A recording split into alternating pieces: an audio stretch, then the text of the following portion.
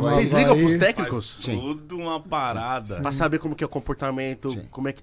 Nossa, é toda uma parada que o torcedor, ele não imagina, né? Ele só, Não. tipo, cobra, eu quero tal, eu quero fulano. Ah, não convocou fulano. Isso é uma injustiça. E aí eu fico, tipo assim, eu queria saber realmente como é que funciona esse lance, tipo, da comissão técnica. Então tá cada um de um lado agora viajando, olhando determinados jogadores. Eu vi a declaração do Tite falando assim que se olham 50 jogadores simultaneamente, assim. Sendo que vai menos da metade pra Copa. Sim. Então como é que funciona? É um trabalho árduo todo dia, rotina maluca, principalmente agora, né? Que a Copa é final do ano. Como é que tá? Sim. É um trabalho também, eu nunca havia trabalhado dessa forma. Nós temos em média 5 atletas assim por posição e eles competem entre si, né? Nós somos 3 auxiliares e 2 analistas, cada um pega uma base de 8 atletas assim. Bastante. E acompanha e a gente vê o jogo na íntegra, né? Não é os Não, melhores momentos do atleta e a gente faz os relatórios do jogo e do atleta e isso é material para a gente debater semanalmente. Então, assim, a gente viu o jogo ontem, vê o jogo hoje, faz um relatório, aí democratiza essa informação. E aí, não só o atleta, às vezes tem alguma jogada, alguma... assim, um lance de bola parada, alguma coisa que a gente pode sugar assim, dos clubes para o nosso modelo também. E aí esse processo é o processo seletivo. A gente vai apurando e procura dentro do modelo. É lógico que quanto mais vai entrosando esse grupo, né, a oportunidade fica mais difícil. Porém, a cada convocação a gente faz esse trabalho, assim, depois e é muito rico. a gente sintetiza isso e numa linguagem legal a gente fala assim, ó, a gente faz uma reunião com liderança reversa. Que cada um dá a sua verdade e tal. Na verdade, se quer isso, é quebra o pau. A reunião é quebra o pau. Vocês ficam discutindo de cada um defende a sua ótica, os seus convocados e a sua... para depois chegar no resultado final. Eu já o bicho pega. Eu já perguntei para jogador e queria saber de vocês. É tipo assim, por exemplo, um jogador tá se destacando. Vocês não é que vocês vão convocar agora, mas vocês começam a olhar para ele. Vocês chegam num jogador e falam assim, ó, tá mandando bem, continua. Tem esse tipo de diálogo com eles antes da convocação?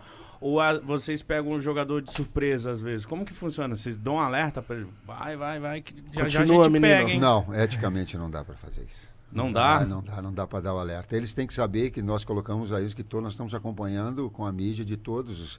Está evoluindo, a gente está acompanhando. Mas aí seria um privilégio, né? É um privilégio. Entendi. Exato. Entendi. César, você sente que hoje você tá mais inteirado com o futebol do que quando jogava? Tipo, de estar assistindo toda hora, de estar vivendo. Sim. Tá, muito mais. O nível de informação muito mais. Quando joga, você se preocupa mais em fazer a sua, né?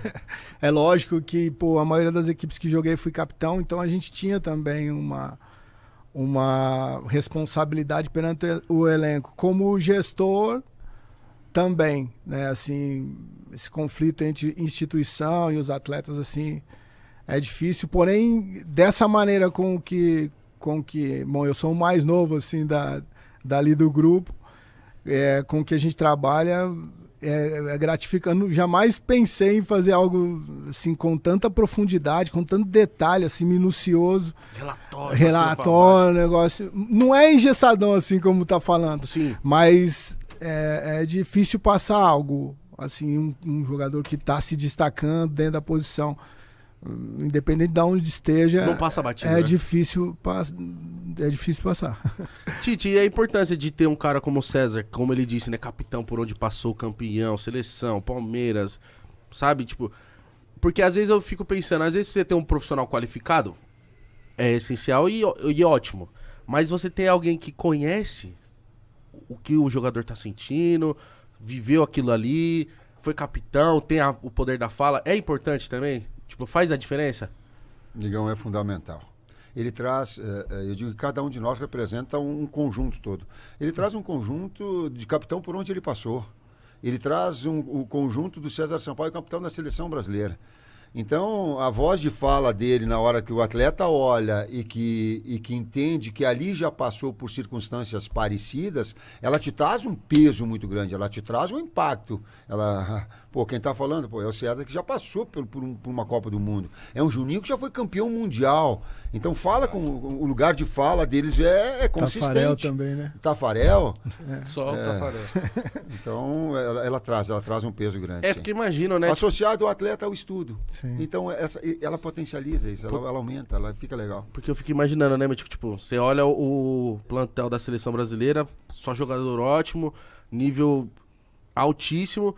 E aí, às vezes, você fala, tipo, como é que eu vou dar uma dura num Neymar, por exemplo, assim? É difícil, não é fácil. Você falar assim, pô, o cara é um gênio. Sim. Mas ele tem que ouvir também. Tem um momento que ele tem que ouvir. Então eu fico imaginando, né, como é que é esse lance, então a importância de ter uma equipe técnica qualificada. E eu queria saber uma dúvida, porque tem muita gente que... A gente é acho que os maiores defensores do Neymar aqui, que pega muito no pé dele, critica tudo, se potencializa tudo, qualquer coisinha. Como é que é o Neymar no dia a dia? Porque eu sei como ele é no dia a dia. Eu queria que você falasse, sabe? Como é que ele é no dia a dia?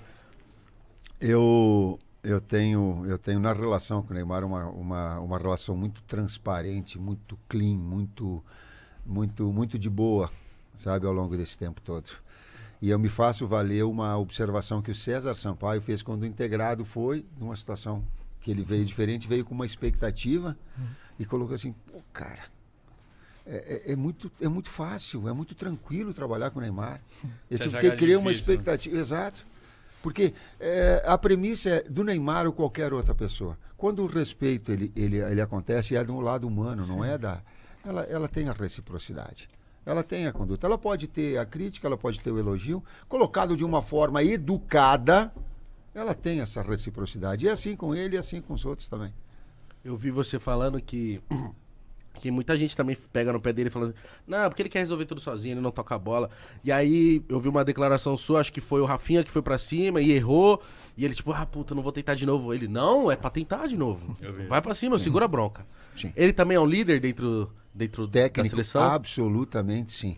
Inclusive para dividir agora o protagonismo com uma série de outros atletas que têm essa característica. O Antony tem essa característica, o Rafinha tem essa característica, o Vini tem essa característica, o Rodrigo tem essa característica. Então, de ter jogadores que têm esse 1 contra 1, esse drible, a finta, o lance pessoal, criativo, a caneta, a carretilha, chama que... Principalmente na última parte do campo, cara, ali é da intuição, ali é do talento, ali é da criatividade, sim.